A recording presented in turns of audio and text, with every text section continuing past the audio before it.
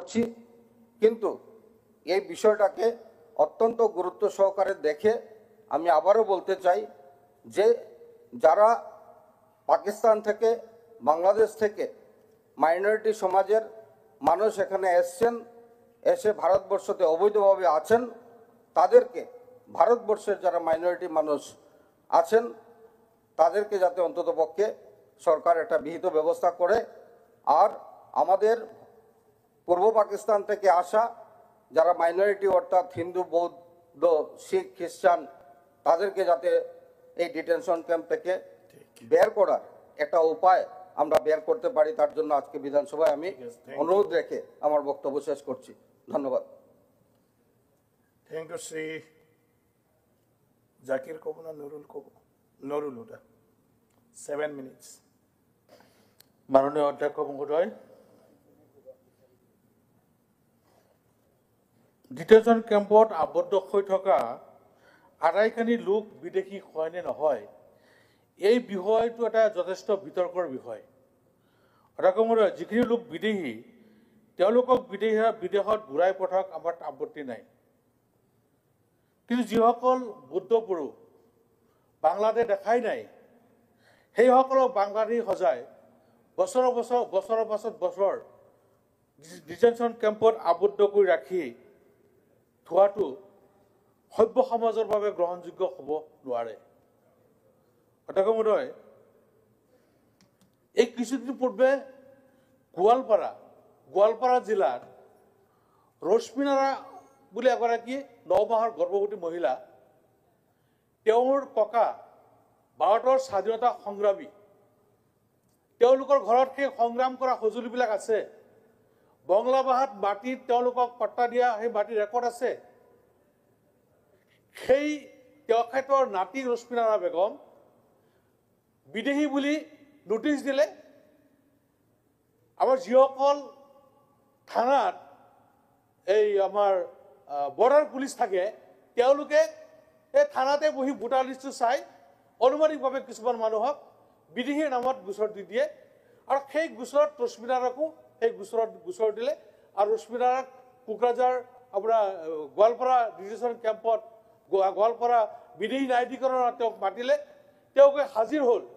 9 মাহৰ গৰ্ভৱতী আছিলে ছাৰ, 2টা বাচ্চা, এটা বাচ্চা আপোনাৰ 2 বছৰৰ, এটা বাচ্চা 4 বছৰৰ লগত আছিলে, আৰু তেওঁ 9 মাহৰ গৰ্ভৱতী।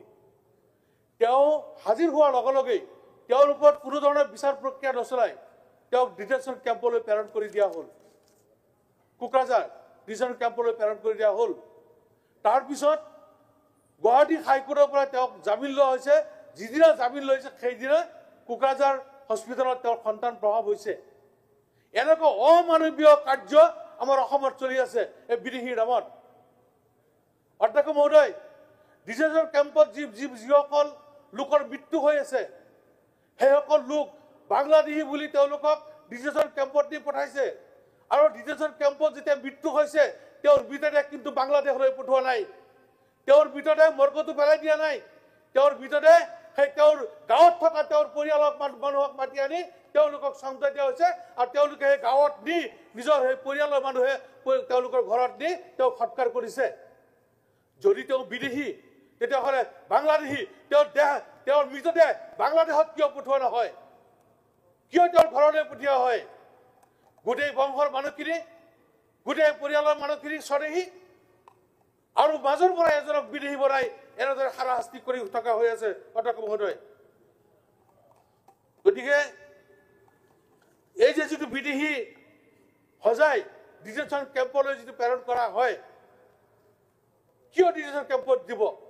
যদি তেওঁ বিদেশী, কোন দেশৰ নাগৰিক, সেই দেশত তেওঁক পঠাই দিব লাগিব। ডিটেনশন কেম্পত থোৱাৰ কোনো অৰ্থ নাই। আপোনালোকৰ চৰকাৰ থাকোঁতে যে এইটো বনাইছিল, এইটো ক্ষমা খোজক। আপোনালোকৰ চৰকাৰ কেম্পত থাকি,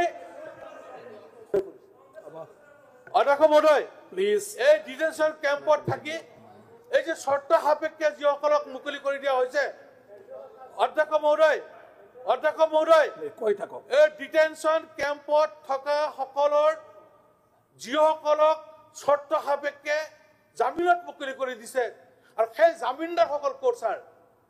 বিদেশী বুলি আখ্যায়িত কৰা সেই লোকজনৰ জামিনদাৰ কিন্তু তেওঁৰ সেই পৰিয়ালৰ আমাৰ অসমৰ বাসিন্দা অসমৰ নাগৰিক এজনৰ হাতত তেওঁক জামিন হিচাপে দি দিছে আৰু জামিন দিয়াৰ পিছত কিছুমান চৰ্ত ৰখাই দিছে যে চৰ্ত সাপেক্ষে সপ্তাহে সপ্তাহে গৈ থানাত গৈ থানাত গৈ হাজিৰ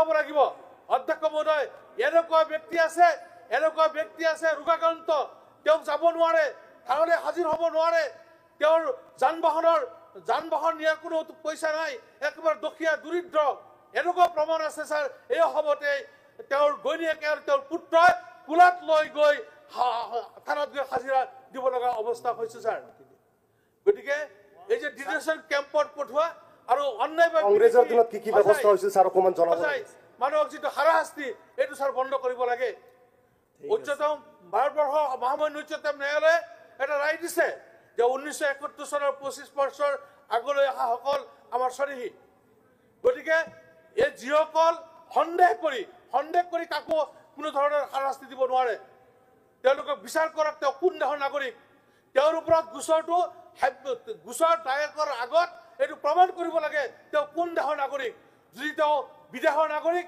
সেই বিদেশৰ প্ৰমাণ পত্ৰ লৈ বিধি সাব্যস্ত কৰি তাৰ পিছত তেওঁক বিতৰণৰ কাৰণে তেওঁৰ লগত যাতে গোচৰ তৰা হয় তাৰ ব্যৱস্থা কৰা হওক এই ভোটাৰ লিষ্ট চাই থানাত বহি যাতে ভাৰতীয় নাগৰিকসকলক বিধি সজাই তেওঁলোকক যাতে হাৰাশাস্তি কৰা নহয় এই হাৰাশাস্তি বন্ধ কৰিব লাগে তাৰ কাৰণে এই সদনক মই অনুৰোধ জনাইছো ঠিক আছে ধন্যবাদ শ্ৰী মনোৰঞ্জন তালুকদাৰ 3 মিনিট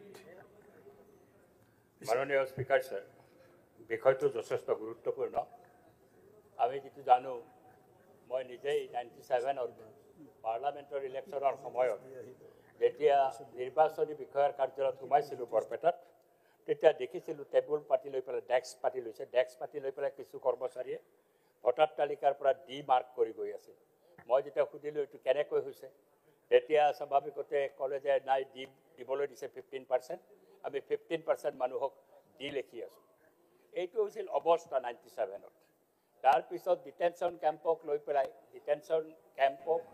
এই কথাটোক মই যেতিয়া 16 চনত নিজে নিৰ্বাচন খেলিছিলোঁ ভাৰতীয় জনতা পাৰ্টীয়ে খুব স্পষ্টভাৱে কৈছিলে যে আমি যদি নিৰ্বাচিত হওঁ ডিটেনশ্যন কেম্প উঠাই দিম ক'ৰবাত বিজেপিৰ নেতাই ডিটেনশ্যন কেম্প নায়েই বুলি কৈ দিছিলে কিন্তু যেতিয়া খুব স্পষ্টভাৱে ওলাই আহিছে ডিটেনশ্যন কেম্প ইজ দেয়াৰ তাৰপিছতো তেওঁলোকে কৈছে আমি উঠাই দিম 16ত তেওঁলোকে ক্ষমতাত আহিল 21তো তেওঁলোকে ক্ষমতাত আহিছে এতিয়া ডিটেনশ্যন কেম্পত হাজাৰ মানুহ আবদ্ধ হৈ আছে আৰু মই মোৰ সমষ্টিৰ পৰা মই দেখিছোঁ এতিয়া বাঙালী হিন্দু তাত ডিটেনশ্যন কেম্পত আছে আৰু মোৰ বৰপেটা ৰোডত 3 গৰাকী বাঙালী হিন্দু ডিটেনশ্যন কেম্পতে মৃত্যুৰ মুখত পৰিছে আৰু তেওঁলোকক উলিয়াই আনি আমি তেওঁলোকৰ শৱদেহ লৈ পেলাই সৎকাৰ কৰিবলৈ যাব লগা দুৰ্ভাগ্যজনক পৰিস্থিতি হৈছে ডিটেনশ্যন কেম্পত এই ডিটেনশ্যন কেম্পত কেনেকৈ যায় বহুতো এক্সপাৰ্টি ডিচিশ্যন হয় ট্ৰাইব্যুনেলত কাৰণ নটিচে নাপায় গমেই নাপায় তেওঁলোকে গম নোপোৱাকৈ তেওঁলোকৰ বিৰুদ্ধে কেছ উঠে তেওঁলোকে গম নোপোৱাকৈ পাৰ হৈ যায় অশিক্ষিত মানুহ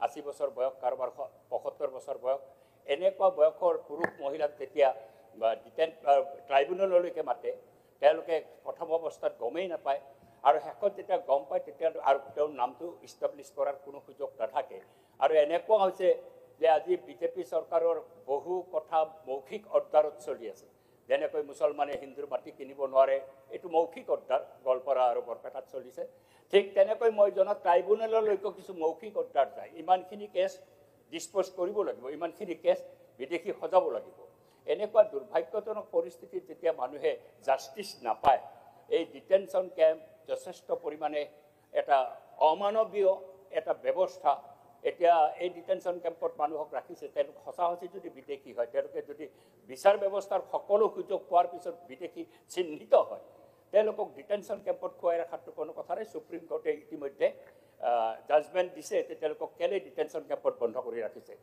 কিন্তু এই ক্ষেত্ৰত আমাৰ দৃষ্টিত পৰিছে যে সুবিচাৰ প্ৰকৃত জাষ্টিছ তেওঁলোকে পোৱা নাই তেওঁলোকে নিজক ডিফেণ্ড কৰাৰো সুযোগ পোৱা নাই বাপেক ভাৰতীয় জীয়েকজনী হৈ গৈছে বিদেশী বাপেক মাক ভাৰতীয় আৰু ঘৈণীয়েক বিদেশী হৈ গৈছে ল'ৰা ছোৱালী গিৰিয়েক চব হৈছে ভাৰতীয় এনেকুৱা বহু ঘটনা বেছিভাগ ঘটনাই তেনেকুৱা হৈছে টাইটেলৰ গণ্ডগোলৰ কাৰণেও বিদেশী সাব্যস্ত হৈছে সেইকাৰণে এইটো অমানৱীয় এজন ট্ৰেজাৰী বেঞ্চৰ সদস্যই কৈছে যে এতিয়া বঙালী হিন্দুসকলক ডিটেনশ্যন কেম্পৰ পৰা উলিয়াই আনিব লগাৰ ব্যৱস্থা তেওঁ কৰিব কৈছে চৰকাৰক। হোৱাই অকল বেংগলী হিন্দু, সকলো ভাৰতীয় নাগৰিক যিসকল অযথা এটা বিপদৰ সন্মুখীন পৰিছে, আৰু এই গোটেই ট্ৰাইব্যুনেলৰ ব্যৱস্থাটো এইটো হাইকোৰ্টৰ এটা অৰ্ডাৰ মতেই হৈছিলে। এই ট্ৰাইব্যুনেলৰ ব্যৱস্থাটোক এতিয়া স্বাভাৱিকতে বাতিল কৰা দৰকাৰ, কাৰণ ট্ৰাইব্যুনেলবিলাকে যি যথাযথভাৱে কাম কৰিছে বুলি মই নাভাবোঁ। আৰু এই ট্ৰাইব্যুনেলৰ এই ব্যৱস্থাটো বাতিল কৰি দি পেলাই অসমত যিসকল ভাৰতীয় নাগৰিক বিভিন্ন এজেঞ্চি আছে, গভৰ্ণমেণ্টৰ সেই এজেঞ্চি আছে, সেই এজেঞ্চিৰ জৰিয়তে তেওঁলোকে অনুসন্ধান কৰিব পাৰে। কোনোবা যদি ভাৰতীয় নাগৰিক নহয়, আমাৰ দেশত সোমাই আছে, ৭১ চনৰ আগলৈকে ভাত নিদি পেলাই ৭১ চনৰ পিছত যদি কোনোবা সোমাইছে তেওঁলোকক চিহ্নিত কৰক, তাৰ বিচাৰ কৰক। তাৰ কাৰণে ট্ৰাইব্যুনেল লাগিব বুলি কোনো কথা নাই। এই ক্ষেত্ৰত মোৰ স্পষ্ট মত হৈছে ডিটেনশ্যন কেম্প উঠাই দিব লাগে, ভাঙি দিব লাগে। ভাঙি দি পেলাই যিসকল প্ৰকৃত বিদেশী আমাৰ ৰাজ্যত আছে তেওঁলোকক চিনাক্তকৰণ কৰি পেলাই বিতৰণ কৰাৰ ব্যৱস্থাটো কৰিব লাগে। এইটো অমানৱীয় ব্যৱস্থা আমাৰ ৰাজ্যখনত আছে, গোটেই ভাৰতবৰ্ষত নাই, আমাৰ ৰাজ্যত আছে। এই ব্যৱস্থাটো উঠাই দিব লাগে। ধন্যবাদ। ধন্যবাদ। শ্রী কমলাক্ষ দেবপ্রকাশ, আপনার সময় 3 মিনিট। স্যার, গুরুত্বপূর্ণ বিষয় এবং বিষয় আজকে নয় অধ্যক্ষ মহোদয়, অনেক পুরনো বিষয়। ব্যাপারটা হচ্ছে গিয়ে সেই ব্যাপারে আমিও কয়েকবার উত্থাপন করেছিলাম। অধ্যক্ষ মহোদয়, chairman sir, the landmark of freedom struggle in Assam, এই ইতিহাস এবং সেই বইয়ে স্যার ক্যাবিনেট মিশন যখন হয়েছিল এবং সেই মিশনের সিদ্ধান্ত মতে যে আমাদের আসাম তখন দেশ বিভক্ত হয়ে দেশের বলি হয়ে হয়তোবা এই অঞ্চল থেকে চলে যাওয়ার একটা পরিকল্পনা একটা ছিল, কিন্তু সেই সময় নেতাজি সুভাষচন্দ্র বসু, সুরমা ভ্যালির যারা বিধায়করা যারা ছিলেন, যারা বাবু বসন্ত দাস, কামিনী দাস, অক্ষয় দাস, ওদেরকে সঙ্গে নিয়ে সেই সোনালী যুগ গোপীনাথ বরদলৈকে, স্যার সাদুয়াল্লাহকে চিফ মিনিস্টার থেকে সরিয়ে, অর্থাৎ মুসলিম লীগের সরকারকে সরিয়ে তখন নেতাজি সুভাষ গোপীনাথ বরদলৈকে চিফ মিনিস্টার বানান। সেটাই ইতিহাস। এবং স্যার এখানে অনেকেই বলছেন যে ডিপুটারের কথা বলছে। আমরা যদি অধ্যয়ন করি তাহলে দেখতে পারবো বর্তমানে আসামে 237 জন ডিপুটার আছেন এবং সেন্ট্রাল গভর্নমেন্টে তুষার মেহতা অ্যাডভোকেট জেনারেল যে অ্যাফিডেভিট দিয়েছেন সেখানে বলেছেন যে 63 জনকে, অর্থাৎ 63 জনকে বাংলাদেশ পাঠানো হবে, যে সিদ্ধান্ত হয়েছে। তো ব্যাপারটা হচ্ছে গিয়ে যে এখন কতজন ডিটেনশন ক্যাম্পে আনেন, যেভাবে পরিবেশ সৃষ্টি করা হচ্ছে যে ডিটেনশন ক্যাম্পে অনেক মানুষ, ডিটেনশন ক্যাম্পে 237, 63কে বাংলাদেশ পাঠানো হবে, বাকিগুলোর কোনো স্ট্রেস নেই, কোনো ধরনের কোনো আতাপাতা নেই। তো স্যার আমি একটা কথা বলতে যাচ্ছি যে আজকের দিনের যে সমস্যা, এই সমস্যাটা কে ক্রিয়েট করলো? আমি ধন্যবাদ জ্ঞাপন করছি আমাদের মাননীয় মুখ্যমন্ত্রীকে যে এই যে সমস্যা, এই যে প্রবলেম, এই সমস্যার সমাধানের জন্য উনার যে প্রচেষ্টা, উনার যে মানসিকতা। আমার শিলচরের মাননীয় বিধায়ক বলেছেন যে কার কথা বলেছেন, সিটিজেনশিপ অ্যামেন্ডমেন্ট বিলের কথা বলেছেন, এখানে হিন্দু, শিখ, বুদ্ধিস্ট, খ্রিস্টানের কথা বলেছেন। তো ব্যাপারটা হচ্ছে গিয়ে আমি এই দেশে জন্মগ্রহণ করলাম, আমি আসামে জন্মগ্রহণ করলাম, আমি এই দেশে আমার জলবায়ু খেয়ে আমি বড় হলাম। এখন ব্যাপারটা হচ্ছে গিয়ে যে আজকের দিনে যে এই বিলের পক্ষে এবং এই বিলের জন্য আজকে বিশেষ করে যে সমস্যা এবং বিশেষ করে নোটিফিকেশনও বের হয়েছে ইতিমধ্যে আমরা দেখেছি, তার ফলে কি হয়েছে, তার ফলে একটা পরিবেশ সৃষ্টি হয়েছে অধ্যক্ষ মহোদয়। কিন্তু আমার কোয়েশ্চেন মতে, আমি বিধানসভায় একটা কোয়েশ্চেন করেছিলাম অধ্যক্ষ মহোদয়, বর্তমান সময় যে অনুপ্রবেশ চলছে সেই অনুপ্রবেশের লিস্ট যদি দেখা যায়, যদি আপনার সময় 3 মিনিট দেওয়া হয়েছে, 3 মিনিটে কিছু বলা যায় না, আর 1 মিনিট দিন স্যার। যে অনুপ্রবেশ যে চলছে সেই অনুপ্রবেশের মাধ্যমে আমরা দেখি, যদি আমরা দেখতে পারবো যে কাদের অনুপ্রবেশ চলছে, কি পরিবেশটা চলছে। আজকে আমি করিমগঞ্জের শ্রীভূমির এসপির কাছ থেকে সেই তথ্যগুলো নিলাম। 44 জন বিগত 1 বছর ধরা পড়েছে, প্রথম থেকে 44 জনের নাম যদি এখানে পড়ে শোনায়, যদি অনেকে আমাকে খারাপ পাবেন। তো ব্যাপারটা হচ্ছে কি, এই পরিবেশ কেন সৃষ্টি হচ্ছে, এই বাতাবরণ কেন সৃষ্টি হচ্ছে? হাসিনা উনি এরকম একজন লেডি, উনি ভাবতে পারছেন যে ইসলাম ধর্মাবলম্বী হয়, উনি ভাবতে পারছেন যে ভারতবর্ষে যদি উনি আসেন তাহলে উনি সুরক্ষিত থাকবেন। বাংলাদেশ ওনার জন্য সুরক্ষিত নয়, বাংলাদেশের পরিবেশ সুরক্ষিত নয়, বাংলাদেশের হিন্দুরা সুরক্ষিত নয়, বাংলাদেশের বাতাবরণটা সুরক্ষিত নয়, সেটা আমরা অস্বীকার করতে পারি না অধ্যক্ষ মহোদয়। সেই সময় আমি মনে করি যে মুখ্যমন্ত্রীর চিন্তাধারা, মুখ্যমন্ত্রীর প্রচেষ্টা, মুখ্যমন্ত্রীর মানসিকতায় আজকে যে বাতাবরণ সৃষ্টি হলো, সামনের দিন সেটা সুদূরপ্রসারী হোক, সেটা সুস্থ সুন্দর একটা বাতাবরণ হোক, এবং সামনের দিন সেই পরিবেশের মাধ্যমে আমরা যদি এগিয়ে যেতে পারি, সেই কথাগুলো বলে আমি আমার বক্তব্য শেষ করলাম। শ্রী গোবিন্দচন্দ্র বসুমাতারি।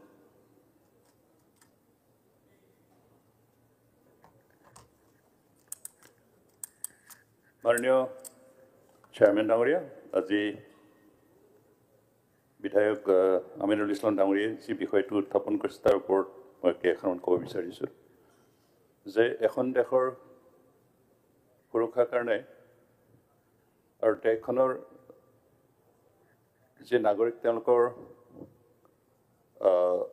সাংবিধানিক অধিকাৰ দিবৰ কাৰণে বিশেষকৈ দেশত যাতে বিদেশীৰ আধিপত্য নচলে বা বিদেশীৰ নাগৰিকসকলে নিজৰ ইচ্ছামতে ঘূৰা ফুৰা কিয় বৈধ নাগৰিকসকলৰ সা সুবিধাৰ পৰা বঞ্চিত কৰিব নোৱাৰে, তাৰ কাৰণে ডিটেনশ্যন কেম্প ৰখা উচিত।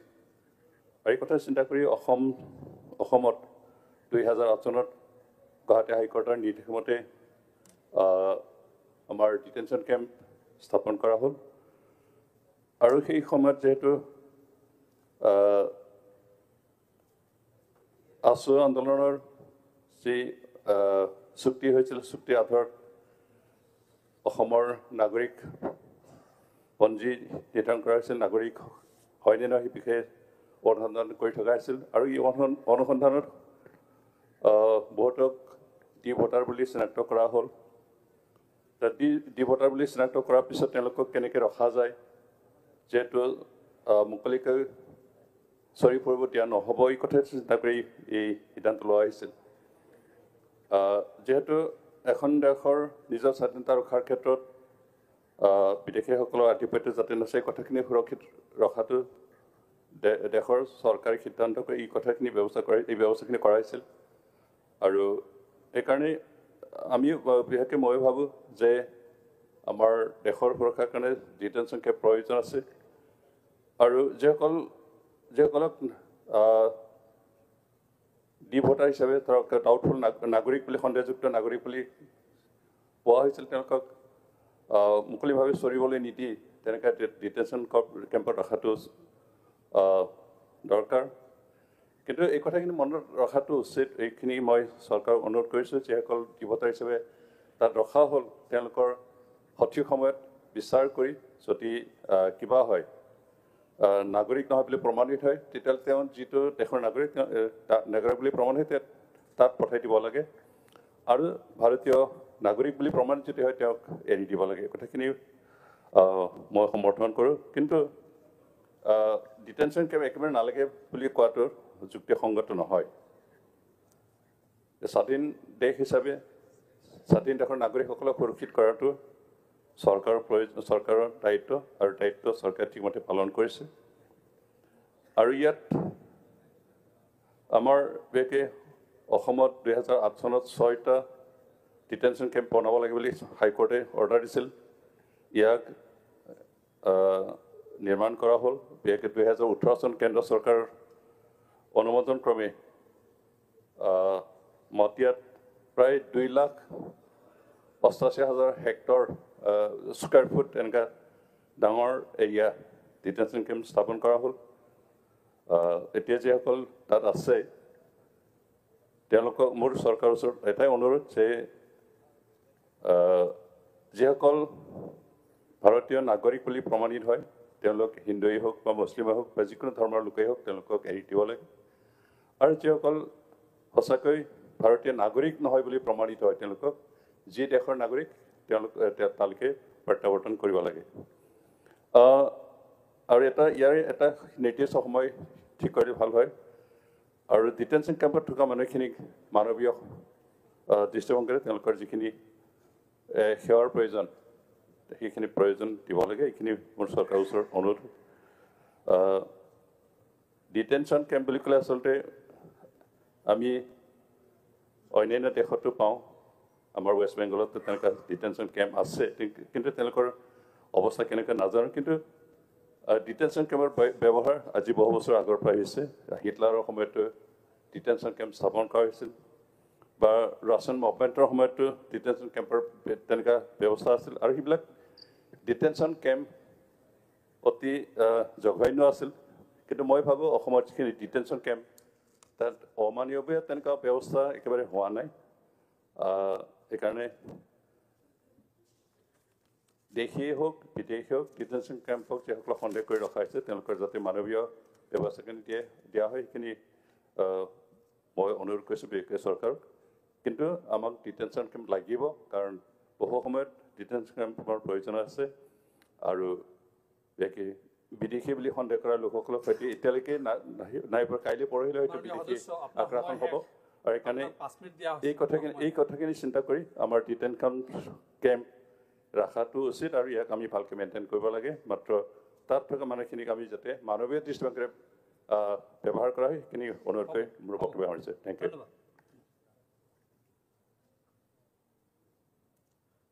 আব্দুৰ ৰহিম আহমেদ, আপনাৰ দলে আপনাৰ মাত্ৰ 3 মিনিট সময় দিছে। সভাপতি ডাঙৰীয়া, হ'ব মই এইখিনিতে শেষ কৰাৰ চেষ্টা কৰিম। আপোনালোকে জানে যে এই ডিটেনশ্যন কেম্প সৃষ্টি হোৱাৰ আগৰ এটা কাহিনী আপোনালোকে নিশ্চয় অৱগত, যে এইটো 1997 চনত যেতিয়া অগপৰ চৰকাৰ আছিলে তেতিয়া এই ডি ভোটাৰৰ সৃষ্টি হ'ল। এই নাভুদ নাচুত এই ডি ভোটাৰ সৃষ্টিৰ পিছতেই আপোনাৰ এই ডিটেনশ্যন কেম্পৰ কথাটো আহিল। আৰু আপোনালোকে জানিব যে 1998ত কেন্দ্ৰীয় চৰকাৰৰ তেতিয়া মিনিষ্ট্ৰী অফ হোম এফেয়াৰ্ছে এটা নিৰ্দেশনা পঠালে প্ৰত্যেকটো ইউনিয়ন টেৰিটৰী আৰু ষ্টেট গভৰ্ণমেণ্টক যে ডিটেনশ্যন চেণ্টাৰটো খুলিব লাগে। আৰু তাৰ ভিত্তিত মহামান্য গুৱাহাটী উচ্চ ন্যায়ালয়ত 2008ত বিপ্লৱ কুমাৰ শৰ্মাৰ আদালতে বিদেশী ন্যায়াধীকৰণৰ কেছ চলি থকা সময়ত কিছুমান ফৰেনাৰ সন্দেহযুক্ত ফৰেনাৰ এই নিখোজ হৈ যায় বা ডিক্লেয়াৰৰ পিছত নিখোজ হৈ যায় বুলি এটা তেখেতে কথা ব্যক্ত কৰি এটা নিৰ্দেশ দিলে ষ্টেট গভৰ্ণমেণ্টক যে ডিটেনশ্যন চেণ্টাৰ কৰি তেওঁলোকক ট্ৰায়েল চলাকালীন অৱস্থাত ধৰি ৰাখিব লাগে, বা ডিক্লেয়াৰৰ পিছত তেওঁলোকক বিতৰণৰ আগলৈকে তেওঁলোকক ডিটেনশ্যন কেম্পত ধৰি ৰাখিব লাগে। কিন্তু এই কথাটো আমি ওপৰুৱাভাৱে চালে ঠিকে আছে ছাৰ, কিন্তু অতি পৰিতাপৰ বিষয় মোৰ আগৰ দুজনমান বক্তাই কৈছে যে সম্পূৰ্ণৰূপে একপক্ষীয়ভাৱে হাইকোৰ্টত এনেকুৱা কাম চলি আছে, যিয়ে মা দেউতা সকলো ভোটাৰ, পুতেক ডি ভোটাৰ সকলো ফৰেন মানে চিটিজেন, পুতেকজন স্বামী আপোনাৰ এই চিটিজেন, পুত্ৰ হৈছে ফৰেনাৰ, এনেকুৱা কেছ অজস্ৰ আপোনালোকে পাব। গতিকে সেইকাৰণে কৈছোঁ যে আমাৰ দেশখনত পাৰ্লিয়ামেণ্টক সৰ্বোচ্চ ক্ষমতাৰ অধিকাৰ দিয়া হৈছে চিটিজেনশ্বিপৰ ক্ষেত্ৰত। গতিকে ইণ্ডিয়ান পাৰ্লিয়ামেণ্টে যদি এটা আইন কৰে, আমাৰ যদি অসম চৰকাৰৰ পৰা আমাৰ এছেম্বলিৰ পৰা যদি এটা প্ৰস্তাৱ যায় যে ভাৰতবৰ্ষৰ ক'তো নাই এনেকুৱা ব্যৱস্থা ডি ভোটাৰৰ, এনেকুৱা ডিটেনশ্যন কেম্পৰ এই জমৰ যন্ত্ৰণা ক'তো নাই। 1971 চনৰ 25 মাৰ্চৰ পিছত যদি কোনোবা বিদেশী অসমত আহিছে তেওঁলোকৰ বিৰুদ্ধে আইনগত ব্যৱস্থা লওক, তেওঁলোকক বিতৰণৰ ব্যৱস্থা লওক, আমাৰ তাতে আপত্তি কৰিবলগীয়া একো নাই। অসমৰ প্ৰত্যেকটো দল সংগঠন, অসমৰ প্ৰত্যেকটো ৰাজনৈতিক দল সংগঠন সকলোৱে মানি লৈছে। গতিকে ইয়াতে আমাৰ আপত্তি কৰিবলৈ একো নাই।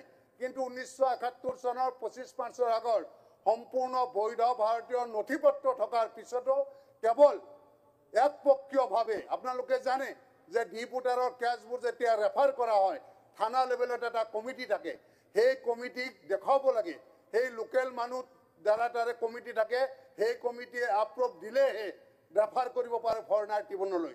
কিন্তু আপোনালোকে জানিব যে কোনো ধৰণৰ নীতি নিয়ম মানি এই ধৰণৰ নিৰ্দেশনা ৰেফাৰ কৰা নহয়, একপক্ষীয়ভাৱে এনেকুৱা যধে মধে যাৰ নামত সন্দেহ হয় পুলিচে ঘৰত বহি থাকি এনেকুৱা কেছ বনায় আৰু ফৰেনাৰ ট্ৰিবিউনেললৈ ৰেফাৰ কৰে।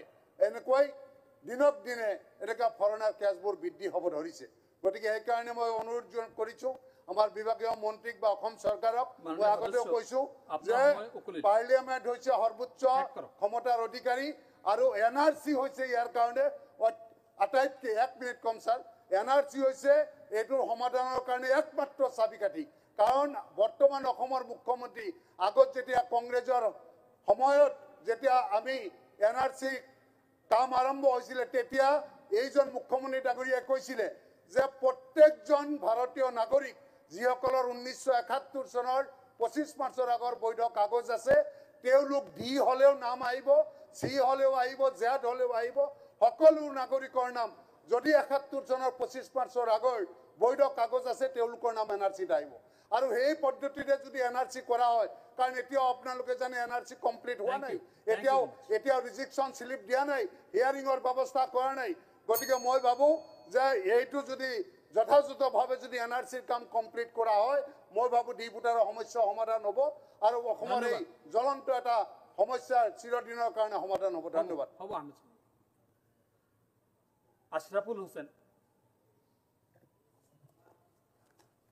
মাননীয় সভাপতি ডাঙৰীয়া আজি এটি গুৰুত্বপূৰ্ণ বিষয়ৰ ওপৰত আলোচনা চলিছে আৰু মহোদয় চাওক অসমত নাগৰিকত্বৰ যি বিভীষিকা আৰু নাগৰিকত্বৰ নামত শত সহস্ৰজনৰ যি দুখ আৰু কষ্ট সেয়া প্ৰতিনিয়ত আমি বিভিন্ন সংবাদ মাধ্যম আৰু ব্যক্তিসকলৰ সৈতে সম্পৰ্কত থকা ব্যক্তিসকল আমি নিশ্চিতভাৱে জানো মহোদয় আপুনি জানে যে বৰ্তমানলৈকে ভোটাৰ তালিকাত ডিযুক্ত মানুহৰ সংখ্যা প্ৰায় ৯৬,০০০ আৰু তাৰ পৰা এতিয়ালৈকে 567ক এতিয়ালৈকে 577ক এতিয়ালৈকে ডিক্লেয়াৰ্ড ফৰেনাৰ্ছ কৰিছে আৰু ফৰেনাৰ্ছ ট্ৰাইব্যুনেলসমূহত কেছ পেণ্ডিং হৈ আছে ৯৬,০০০ 2023 চনৰ তথ্য মতে আৰু এতিয়ালৈকে এই দেশৰ পৰা বাংলাদেশলৈ কিছু মানুহক প্ৰত্যাৱৰ্তন কৰা হৈছে যদি আমি চাওঁ ডিক্লেয়াৰ্ড ফৰেনাৰ্ছৰ তথ্য প্ৰায় দেখা যাব যে ১,৫৯,০০০ মানুহক এতিয়ালৈকে ডিক্লেয়াৰ্ড ফৰেনাৰ্ছ কৰিছে মহোদয় আপোনালোকে জানে আপুনি জানে যে দ্বিতীয় বিশ্বযুদ্ধৰ সময়ত যেতিয়া শত্ৰু ৰাষ্ট্ৰৰ পৰা আমাৰ দেশলৈ যেতিয়া অন্যান্য ৰাষ্ট্ৰৰ শত্ৰু ৰাষ্ট্ৰৰ কিছু মানুহ আহিছিল তেওঁলোকক চিনাক্তকৰণ কৰিবলৈ ফৰেনাৰ্ছ অৰ্ডিনেন্স 1936 তেতিয়া লোৱা হৈছিল আৰু পৰৱৰ্তী সময়ত তাৰ নামান্তৰ হৈছে ফৰেনাৰ্ছ এক্ট 1946 আৰু এই ফৰেনাৰ্ছ এক্টে যেতিয়া কোনো এজন মানুহৰ ওপৰত ফৰেনাৰ্ছ এক্টৰ জৰিয়তে কোনো ব্যৱস্থা গ্ৰহণ কৰা হয় তেতিয়া সেই মানুহজনে আৰ্টিকল 14 আৰ্টিকল 19 আৰু আৰ্টিকল 21ৰ সকলো অধিকাৰ হেৰুৱাই পেলায় মহোদয় গুৰুত্বপূৰ্ণ বিষয় 1997 চনত কোনো ধৰণৰ বাছ বিচাৰ নকৰাকৈ যি ধৰণৰ ডি ভোটাৰ মানুহৰ নামৰ আগত ডি ভোটাৰ লাখ লাখ মানুহক ডি ভোটাৰ বনোৱাই দিয়া হৈছিল আৰু সেই ডি ভোটাৰৰ পৰৱৰ্তী সময়ত গৈ এতিয়ালৈকে কেছ শেষ হোৱা নাই এতিয়াও হাজাৰ হাজাৰ ডি ভোটাৰৰ কেছ আছে যি কেছসমূহৰ এতিয়ালৈকে ৰেফাৰেন্স বনাব পৰা নাই কাৰণ যদি কাৰোবাৰ ওপৰত সন্দেহ কৰা হয় পুলিচে হওক বা ইলেকশ্যন কমিশ্যনে হওক তাৰ তথ্য বা প্ৰামাণিক দলিল তাৰ লগত গাঁঠি দিয়াটো জৰুৰী বোধহয় যিসকল ডি ভোটাৰৰ বিৰুদ্ধে সেই প্ৰামাণিক তথ্য নাই তেওঁলোকৰ বিৰুদ্ধে ইনকুৱাৰী কৰি তেওঁলোকৰ ডি ভোটাৰৰ পৰা খাৰিজ কৰা হওক বোধহয় আমি এজনো বিদেশী পক্ষত নহয় 1971 চনৰ পিছত অহা প্ৰতিজন বিদেশীক এই দেশৰ পৰা যিকোনো হালতত বিতৰণ কৰিব লাগে আৰু তাৰ আগত অহা প্ৰতিজন নাগৰিকে সন্মানপূৰ্ণ নাগৰিক হিচাপে ইয়াতে বসবাস কৰা মেৰুদণ্ড পোন কৰি বসবাস কৰাৰ অধিকাৰ পাব লাগে মহোদয় যি সময়ত এই লোকসকলক ডি ভোটাৰৰ নামত সকলো অধিকাৰৰ পৰা বঞ্চিত কৰা হৈছে মহোদয় দেখা গৈছে যে তেওঁলোকৰ ভোটাৰ অধিকাৰ নাই প্ৰথমত তাৰ পিছত তেখেতে আধাৰ কাৰ্ড পাব নোৱাৰে চৰকাৰী সা সুবিধা পাব নোৱাৰে মহোদয় তেওঁলোকৰ মা ভাৰতীয় বাপ ভাৰতীয় তেওঁলোকৰ ককা দেউতা সকলো ভাৰতীয় মাজৰ পৰা এজন মানুহক বিদেশী বনাই এই অত্যাচাৰ বা এই অন্যায় সেই ১.৫ লাখ মানুহৰ লগত কিয় কৰা হৈছে আৰু যিসকল এই ডি ভোটাৰত যিসকল নাম ডি ভোটাৰ লিষ্টত আছে নতুবা যাৰ নামত ফৰেনাৰ্ছৰ সন্দেহ আছে বা ৰেফাৰেন্স কেছ আছে তেওঁলোকৰ সন্তান 2003 চনৰ পিছত জন্ম ল'লে তেওঁলোকে সকলো অধিকাৰৰ পৰা বিদেশী নাগৰিকৰ নিচিনাকৈ ট্ৰিট কৰা হয় আইনৰ কথা কৰিব মতে এই সমস্যাটো এটা ৰাজনৈতিক সমস্যা কেতিয়াও আইনীভাৱে যে সমাধানৰ ৰাস্তা আছে মই নাভাবোঁ ৰাজনৈতিকভাৱে এই সমস্যাৰ সৃষ্টি কৰা হৈছিল আৰু ৰাজনৈতিকভাৱে এই সমস্যাৰ সমাধান আনিব লাগিব বোধহয় অতি দুখ আৰু পৰিতাপৰ বিষয় 2001 চনৰ পৰা 2016 চনলৈ আমাক ভাল পোৱা, আমাক মৰম কৰা, সেই নিৰ্দিষ্ট জনগোষ্ঠীৰ পৰা ভোট আদায় কৰা বিশেষ দলে অসমত ক্ষমতাত থকাৰ পিছতো এই মানুহখিনিৰ কাৰণে উপহাৰ স্বৰূপে বনাইছে ডিটেনশ্যন কেম্প, এইখিনিৰ কাৰণে বনাইছে ৰেফাৰেন্স কেছ আৰু ফৰেনাৰ্ছ ট্ৰাইব্যুনেল। পৰিতাপৰ বিষয়, দুখ আৰু পৰিতাপৰ বিষয়। আজি তেওঁলোকে নাগৰিকত্বৰ সমস্যাৰ সমাধান বিচাৰি আপোনালোক ক্ষমতাত থকাৰ সময়ত সেই ব্যৱস্থা আপোনালোকে কৰা নাছিল। মহোদয়, অৰ্থনৈতিকভাৱে পংগু কৰাৰ কাৰণে কাৰোবাৰ নামত ডি ভোটাৰ, কাৰোবাৰ নামত ৰেফাৰেন্স কেছ দি দিয়াটো যথেষ্ট। এটা জনগোষ্ঠীক, এটা প্ৰজন্মক, এটা পৰিয়ালক, এটা বংশক এই ধৰণে শেষ কৰি দিয়া হৈছে। মহোদয়, এই সম্পৰ্কে আমি আমাৰ স্বৰচিত কবিতাৰ জৰিয়তে আমাৰ আৱেগখিনি ক'ব বিচাৰিছোঁ। আমি আমাৰ কবিতাৰ জৰিয়তে আৱেগখিনি ক'ব এইকাৰণে বিচাৰিছোঁ যে বিশেষ এই বিষয়বিলাক লৈ যেতিয়া চৰ্চা কৰোঁ, দীৰ্ঘ সময়ৰ পৰা এই বিষয়ৰ ওপৰত আমি বিভিন্নজনক লগ পাইছোঁ, বিভিন্নজনৰ লগত কথা বতৰা পাতিছোঁ। আজিৰ সময়তো মোৰ সমষ্টিৰ পৰা কেইবাজনো লোকৰ ডিটেনশ্যন কেম্পত আছে, যিসকলৰ কেছ মই মোৰ সীমিত পুঁজি, মোৰ সামৰ্থ্যৰ জৰিয়তে মই চলাই আছোঁ। মহোদয়, মই তেওঁলোকক জানো, তেওঁলোকৰ বংশ বুনিয়াদ চবকে জানো। তেওঁলোক আজি ডিটেনশ্যন কেম্পত আছে, 2 এদিনত কোনোবা এজন ঢুকাব। তেওঁলোকক লগ কৰিবলৈ যাব বিচাৰিছিলোঁ, এই হোম ডিপাৰ্টমেণ্ট আমাক অনুমতি দিয়া নাই আজিলৈকে। দুবাৰকৈ আমাৰ দলৰ পৰা তেওঁলোকলৈ চিঠি প্ৰেৰণ কৰা হ'ল, বিভাগৰ পৰা অনুমতি দিয়া নাই। ডিটেনশ্যন কেম্পৰ ভিতৰত যি কদৰ্যময় পৰিস্থিতি, তেওঁলোকৰ যি অভাৱ আৰু অনাটনৰ মাজত তেওঁলোকক ৰখা হয়, তাতে যিসকল ব্যক্তিক মানসিকভাৱে টৰ্চাৰ কৰি পাগল পৰ্যন্ত বনাই দিয়া হৈছে, এই ধৰণৰ অমানসিক কাণ্ড ডিটেনশ্যন কেম্পত কিয় চলে, কনচেনট্ৰেশ্যন কেম্পত কিয় চলে, বোধহয় আমি চাব যাব লাগে।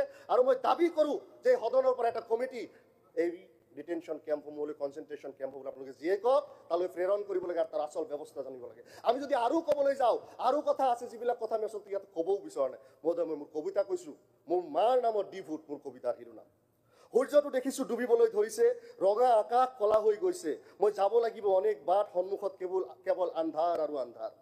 দেউতা হাটলৈ গৈছে, মা কোৰ্টলৈ গৈছে, কেছৰ হাজিৰা আছে, ময়ো আছোঁ ঘৰৰ পৰা বহু যোজন দূৰত। ঘৰত খাবলৈ নাই, দুখীয়াই সমবায়ৰ চাউল পায়, আমাৰ মাৰ নামত ডি ভোট, সেয়া আমি এই দেশৰ আৱৰ্জনা। দুখীয়াই চাউল দাউল পালেও সেই চাউলৰ ভাত আমাৰ নাই। ভনীজনী ডেংগু হৈছে, সৰু ভাইটিয়ে চাহৰ দোকানত বাচন ধুইছে, আৰু মই সভ্য সমাজৰ চৰকাৰী ৰাজপথত থিয় হৈ মাথো চিৎকাৰ কৰিছোঁ, কোনেও চিৎকাৰ নুশুনে, কোনেও চিৎকাৰ নেদেখে, কোনেও নেদেখে। মহোদয়, নথি পত্ৰৰ যেতিয়া মেটমৰা সম্ভাৰ লৈ এজন অশিক্ষিত মানুহে ফৰেনাৰ্ছ ট্ৰাইব্যুনেললৈ যোৱা যায়, আৰু ফৰেনাৰ্ছ ট্ৰাইব্যুনেলসমূহ এক্সক্লুচিভ ইনক্লুচিভ হৈ তাতে কাম নকৰে। ফৰেনাৰ্ছ ট্ৰাইব্যুনেলসমূহক কোৱা হৈছিল, মহোদয় আৰু এটা কবিতাৰ নাম শেষ কৰিম। মহোদয়, ইমান যন্ত্ৰণাৰ কথা যদি আজি এই সদনত যদি আমাৰ নিচিনা এজন উঠি অহা যুৱক যিসকলে এই মানুহখিনিৰ লগত দীৰ্ঘ সময় কাম কৰিছোঁ যদি আমি ক'ব নোৱাৰোঁ, মই চবৰ কথাই কৈ আছোঁ, কোনো মই হিন্দু আৰু মুছলমান বুলি মই এটা শব্দ কোৱা নাই। মই হিন্দু আৰু মুছলমান বুলি এটা শব্দ কোৱা নাই, এই সদন সাক্ষী, মই হিন্দু মুছলমান বুলি এটা শব্দও কোৱা নাই। সভাপতি মহোদয়, নিজেও সিগনেটৰী, মানে আমাৰ এই ৰুল 50 তেখেতো ওৱান অফ দ্য সিগনেটৰী, অলপ ফ্ৰী টাইম দিয়া হোক, কাৰণ এই বিষয়টো স্পষ্ট হ'ব। এআইডিএফৰ যিখিনি টাইম আছে মহোদয়, যদি এইখিনি এক্সটেণ্ড কৰিব বিচাৰে কৰিব পাৰে, হ'ব, চিয়ৰ। আমাৰ টাইমৰ পৰা আমাক দি থাকক লিডাৰ।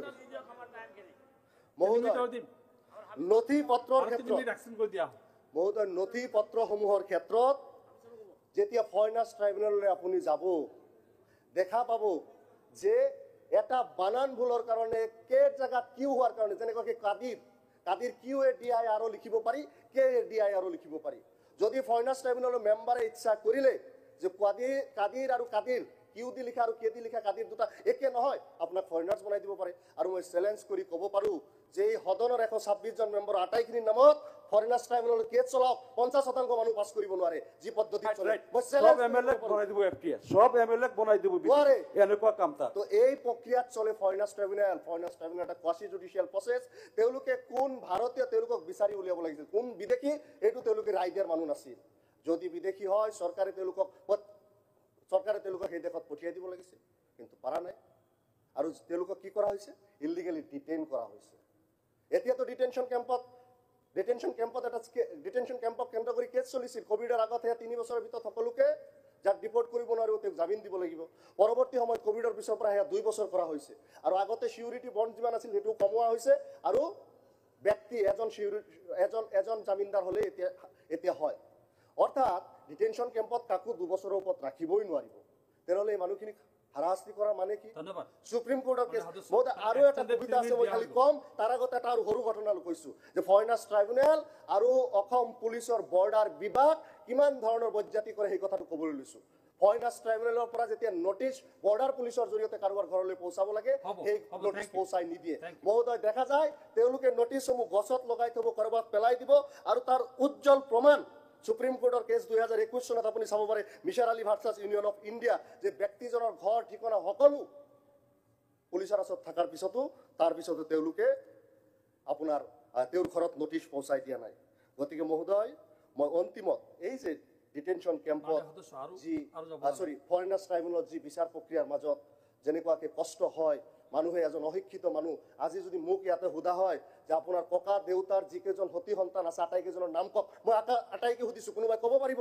তেনেকুৱাকৈ সোধা হয় এজন অশিক্ষিত মানুহক, আপোনাৰ পেহাৰ নাম, আপোনাৰ পেহীৰ নাম কওক, আপোনাৰ জেঠীৰ নাম কওক, 7জন 8জন পেহী। মই নোৱাৰিম, মই চিধা কৈছোঁ, মই সাক্ষী দিছোঁ, মোৰ 7জন পেহী 6জন পেহী মই নাম নাজানো, কেনেকৈ জানিম মই? আৰু তেওঁলোকক যেতিয়া সোধা হ'ব তেতিয়া কৈ কি হয়, এইটো প্ৰজেক্টেড ফাদাৰ, এইটো প্ৰজেক্টেড মাদাৰ, সাক্ষী দিবলৈ যায় যিসকলে জন্মৰ সময়ত দেখিছে। মই অন্তিমত এটা কবিতা খালি গাইছোঁ, কুইট ইণ্ডিয়া 83 বাজবাৰী, মোৰ চিৰপৰিচিত কবিতা। মহোদয়, টিকটিকাত থিয় হৈ আপোনাৰ মুখখন চাই ভাবিছিলোঁ যে আপুনি চাগে ন্যায়ৰ অৱতাৰ। মই দুচকু মুদি কৈ গৈছিলোঁ, মোৰ জন্ম কুণ্ডলী শৈশৱ যৌৱন বৃদ্ধকাল, ৰায়ত কুইট ইণ্ডিয়া 83 বাজবাৰী সকলো, আপুনি লিৰিলি বিদাৰি উৱলি যোৱা মোৰ কাগজবোৰ চাই গৈছিল। ধীজ দাসকে মোহৰো মাৰিছিল, কলমৰেও মাৰে লম্বা আঁচ, মোৰ কাণত পৰি থাকিল আৱাজ, কিন্তু মই চকু খোলা নাই, বুকু মোৰ থৰ থৰকৈ কঁপিছে।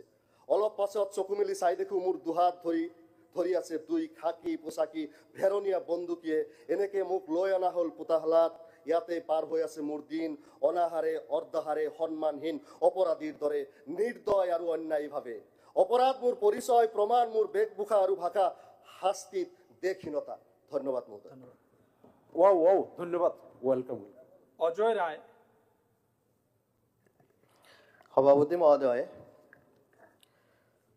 ৰুল 50ৰ অধীনত আমিনুল ইছলাম জ্যেষ্ঠ ডাঙৰীয়াই এক গুৰুত্বপূৰ্ণ বিষয় উত্থাপন কৰিছে। আচলতে আজি এই বিষয়ৰ ওপৰত যদি আলোচনা কৰিবলৈ যোৱা হয়, তেতিয়া এটা কথা ক্লিয়াৰ হ'ব যে আজিৰ এই বিধানসভাৰ পবিত্ৰ সদনত কিছু এনেকুৱা সদস্য আছে যিসকলে নিজৰ জাতি, নিজৰ সংস্কৃতিক যদি বিশ্বাস কৰিছে, যদি সঁচাকৈয়ে ভাল পাইছে, তেতিয়া নিশ্চয়কৈ এই বিষয়ে পজিটিভ আলোচনা তেওঁলোকে কৰিব। মই এটা কথাই ক'ব বিচাৰিছো সভাপতি মহোদয়, যে এই ডিটেনশ্যন কেম্প আৰু ডি ভোটাৰ যাৰ জন্ম কৰ পৰা হৈছিলে, কোনে এই সৃষ্টিকৰ্তা, কোন চৰকাৰৰ দিনত হৈছিলে, আৰু সেই চৰকাৰৰ দিনত হোৱা সেই দলৰ সদস্য ইয়াতে বহি আছে। তেওঁলোকে আজি সমালোচনা কৰিব বিচাৰিছে বৰ্তমানৰ চৰকাৰখনক, কিন্তু তেওঁলোকে নিজৰ বুকুত হাত ৰাখি পেলাই ক'ব লাগে যে সেই সময়ত যি চৰকাৰে এই ডিটেনশ্যন কেম্প আৰু ডি ভোটাৰ আনিলে, আনি কিছু বিদেশীৰ নামত ভাৰতীয়সকলক হাৰাশাস্তি দিলে, আৰু সেই দলৰ সদস্য হৈ আজি ভাৰতীয় জনতা পাৰ্টীৰ চৰকাৰখনক সমালোচনা কৰাত তেওঁলোকৰ মনত এবাৰো প্ৰশ্ন জগা নাই নে? এবাৰো তেওঁলোকে ভবা নাই নে যে সঁচাকে আমি সেই জাতি, কেন্দ্ৰীয় বিজেপি চৰকাৰ আৰু অসমত এছপি চৰকাৰ আছিলে, তেওঁলোকৰ এই কমিউনিটিৰ পৰা আমি বিলং কৰো নে নাই, এই কথাটো কিন্তু তেওঁলোকৰ মনত নিজকে এবাৰ প্ৰশ্ন কৰিব লাগে। সন্মানীয় সভাপতি মহোদয়, আজি আমি ক'ব পাৰো গৌৰৱেৰে যে এই বিদেশীৰ কথাটো যি কোৱা হৈছে, একমাত্র মানবতার খাতিরত মানবতার দৃষ্টিত যদি কোনোবা সরকারে চাইছে একমাত্র ভারতীয় জনতা পার্টির বর্তমানের সরকারখনে চাই তেওঁলোকে এই সরকারখনে জামিন দি হলেও এইখন তেওঁৰ নিজৰ সংসাৰত নিজৰ ফেমিলিৰ লগত থকাৰ সুব্যৱস্থা কৰি দিছে মাননীয় মুখ্যমন্ত্ৰী ডক্টৰ হেমন্ত বিশ্ব শৰ্মা ডাঙৰীয়াই তেওঁলোকে আজিৰ এই চৰকাৰৰ ওচৰত ব্ৰত হিৰে স্বীকাৰ কৰিব লাগে অধ্যক্ষ মহোদয় তেওঁলোকে স্বীকাৰ কৰিব লাগে যে একমাত্ৰ যদি মানৱতা আছে এইখন চৰকাৰৰ আছে মাননীয় মুখ্যমন্ত্ৰী মহোদয়ৰ আছে অধ্যক্ষ মহোদয় মই ভুক্তভোগী মই জানো অধ্যক্ষ মহোদয় মই মোৰ সমষ্টিৰ মধুবালা মণ্ডল নামৰ এজন মহিলা বৃদ্ধা মহিলা 3 বছৰ ডিটেনশন কেম্পত থাকিছে মই নিজে উলিয়াই আনিছো অধ্যক্ষ মহোদয় তেওঁৰ নাম আছে তেওঁৰ নাম মধুবালা মণ্ডল কিন্তু মধুবালা নমদাসৰ কেছত তেওঁ ডিটেনশন কেম্পত 3 বছৰ জেলত থাকিব লগা হৈছে অধ্যক্ষ মহোদয় তেনেকুৱা জ্বালা যন্ত্ৰণাৰে মই পাৰ কৰি ইয়াতে আহিছো মোৰ ঘৰত কাম কৰা যিজন মহিলা আছিলে তেওঁ ডিটেনশন কেম্পত কোকৰাঝাৰৰ ডিটেনশন কেম্পত আছিলে তেওঁ যেতিয়া ডিটেনশন কেম্পৰ পৰা ওলাই আহে অধ্যক্ষ মহোদয় সেই ৰাস্তাতে তেওঁৰ স্বামীৰ এক্সিডেন্ট হৈ মৃত্যুবৰণ কৰিবলগীয়া হয় সেই ঠাইৰ পৰা মই উঠি অহা ল'ৰা অধ্যক্ষ মহোদয় প্ৰশ্ন হয় সেই আমাৰ চৰকাৰক প্ৰশ্ন হয় আজি বহি থকা সেই দলৰ কেইজনমান সদস্যৰ ওপৰত যে সঁচাকে তেওঁলোকে বিচাৰিছেনে এই ডিটেনশন কেম্প আৰু ডিভোটাৰৰ ওপৰত আলোচনা হোৱাটো মই ধন্যবাদ জনাম কৃতজ্ঞতা জনাম মাননীয় আমিনুল ইছলাম জ্যেষ্ঠ ডাঙৰীয়াক ইমান ডাঙৰ এটা টপিক আজি ইয়াতে আলোচনা কৰিব লৈছে এই সুযোগ আমি পাইছো অধ্যক্ষ মহোদয় আমি এই চৰকাৰখনক সকলোৱে অসমবাসী হৈ ধন্যবাদ আৰু কৃতজ্ঞতা জ্ঞাপন কৰিব লাগিব কিছুমান সদস্যই বক্তব্যৰ মাজেৰে কৈছে অধ্যক্ষ মহোদয় যদি বাংলাদেশী তেওঁলোকক বাংলাদেশত পঠাই দিব লাগে হয় উদাহৰণ আছে উদাহৰণ হেমন্ত বিশ্ব শৰ্মা ডাঙৰীয়াৰ চৰকাৰখনে পঠাইছে কেইদিনমান আগত বাংলাদেশৰ পৰা আহিছিলে ৰফিকুল ইছলাম কালাম নামৰ এজন ল'ৰা মুস্কান আব্দুল ৰহমান আক্তাৰ হোসেন সেইসকলক পঠাই দিয়া হৈছে এইখন চৰকাৰে পঠাই দিছে অধ্যক্ষ মহোদয় উদাহৰণ আছে উদাহৰণ আজি প্ৰশ্ন হয় অধ্যক্ষ মহোদয় যে সঁচাকে তেওঁলোকে কি বিচাৰিছে তেওঁলোকে আলোচনাটো বিচাৰিছে নে নাই তেওঁলোকে যে আজি এইখন চৰকাৰক প্ৰশ্ন কৰে মই আশা ৰাখিম যে এই প্ৰশ্ন যাতে তেওঁলোকে দ্বিতীয়বাৰ নকৰে যদি সঁচাকে তেওঁলোকে বিচাৰিছে যে এই সমস্যাৰ সমাধান হ'ব লাগে তেতিয়া সেই সময়ৰ যি চৰকাৰখনে এই সমস্যা সৃষ্টি কৰি গৈছে সেই চৰকাৰৰ পৰা বা সেই দলৰ পৰা তেওঁলোকে নিশ্চয়কৈ যদি তেওঁলোকৰ অঞ্চলৰ সেই ভাৰতীয়সকলক যিসকলৰ নামত ডিটেনশন কেম্পত ৰখা হৈছে যিসকলৰ নামত ডিভোটাৰ নামেৰে তেওঁলোকক নোটিছ কৰা হৈছে সেইসকল মানুহৰ স্বাৰ্থত বা সেইসকলৰ মুখৰ পিনে চাই তেওঁলোকে সেই দলৰ পৰা নিজৰ সদস্য পদ ত্যাগ কৰিব লাগে অধ্যক্ষ মহোদয়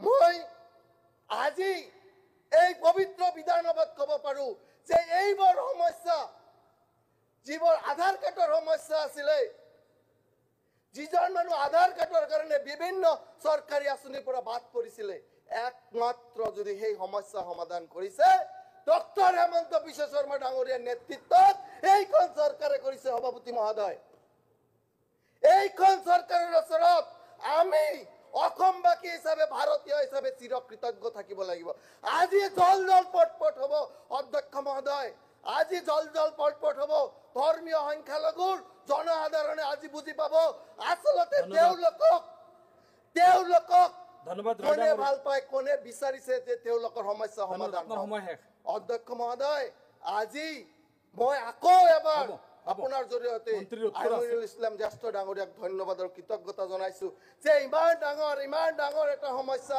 বিধানসভাৰ পবিত্ৰ সদনত উঠাইছে। ধন্যবাদ। এই সমস্যা যদি সমাধান কৰে তেতিয়াহ'লে এইখন চৰকাৰে কৰিব। এই কথাটো আমি সকলোৱে জানো আৰু আমাৰ বিশ্বাস আছে মাননীয় মুখ্যমন্ত্ৰী ডাঙৰীয়াৰ ওপৰতে। এই কথাখিনি কৈ মোৰ বক্তব্য মই সামৰিছো। ভাৰত মাতা কি জয়। Thank you Shri Akhil Gogoi. শ্ৰদ্ধেয় সভাপতি মহোদয়, মই আচলতে অজয় কুমাৰ ৰায় ডাঙৰীয়া, তেখেতৰ বক্তব্য শুনি সঁচাকৈ ভাল পালোঁ এটা বস্তু যে তেখেতে সঁচাকৈ মানে অসমত থকা বেংগলী হিন্দু মানুহৰ যিটো চেণ্টিমেণ্ট সেইটোক আজি উত্থাপন কৰিছে। কিন্তু যদিও তেখেতে কেইটামান কথা কৈছে যে নহয় ডি ভোটাৰটো কংগ্ৰেছে আনিলে, কিন্তু আচলতে ডি ভোটাৰটো আহিছিলে 1996ত যেতিয়া অসম গণ পৰিষদ 97ত অসম গণ পৰিষদ অসমত ৰাজ্য চৰকাৰত আছিলে আৰু কেন্দ্ৰত বাজপেয়ী চৰকাৰ বা বিজেপি চৰকাৰ আহিছিলে। গতিকে সেই ধন্যবাদটো চাগে এতিয়া গালিৰে ৰূপান্তৰ হ'ব, কাৰণ এইটো বিজেপিয়ে আৰু এজিপিয়ে কৰিছিলে। সেইটো আৰু TN Seshan আমাৰ তেতিয়া হেৰি আছিলে, চিফ ইলেকশ্যন কমিশ্যনাৰ আছিলে, তেখেতৰ দিনত এই ঘটনাটো সংঘটিত হৈছিলে। আজিৰ দিনটোত 267জন এনেকুৱা ডিটেনশ্যন কেম্পত মানুহ আছে। 267জন এনেকুৱা ডিটেনশ্যন কেম্পত মানুহ আছে। আৰু ডি ভোটাৰত এতিয়া নাম অন্তৰ্ভুক্ত হৈ থকা মানুহৰ সংখ্যাটো প্ৰায় 96,000।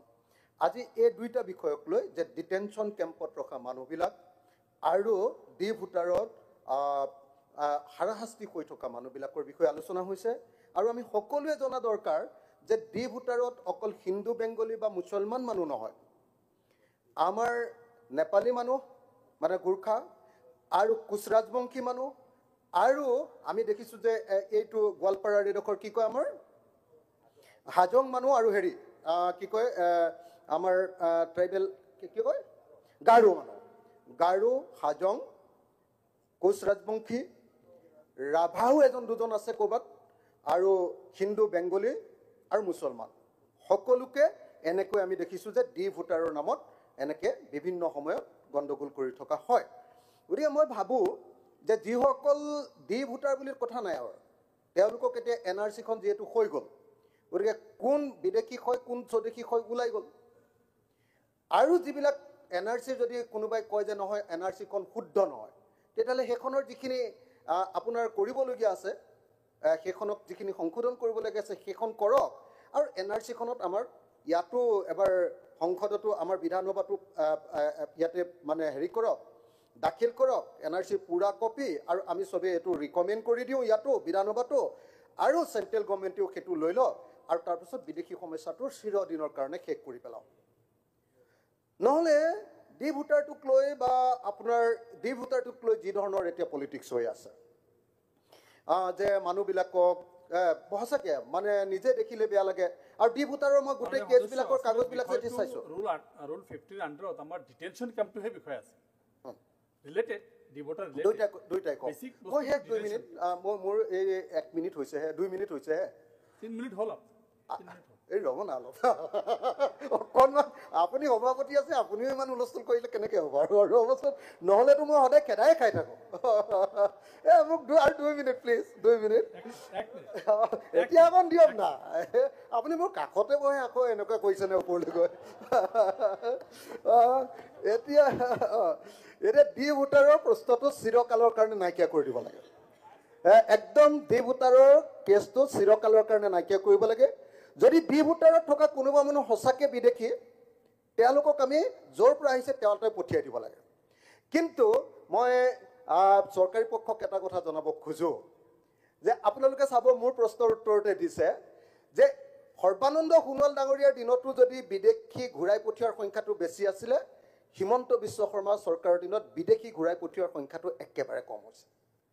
তৰুণ গগৈৰ দিনত তাতকৈ বহুত বেছি আছিলে ঘূৰাই পঠিওৱা যিবিলাক চিহ্নিত বিদেশী। ইয়াত কি কাৰণে কৰিব পৰা নাই? কাৰণ এইটোৰ আটাইতকৈ ডাঙৰ হেঙাৰটো হ'ল যে বাংলাদেশৰ লগত আমাৰ কোনো এক্সট্ৰাডিশ্যন ট্ৰিটি নাই।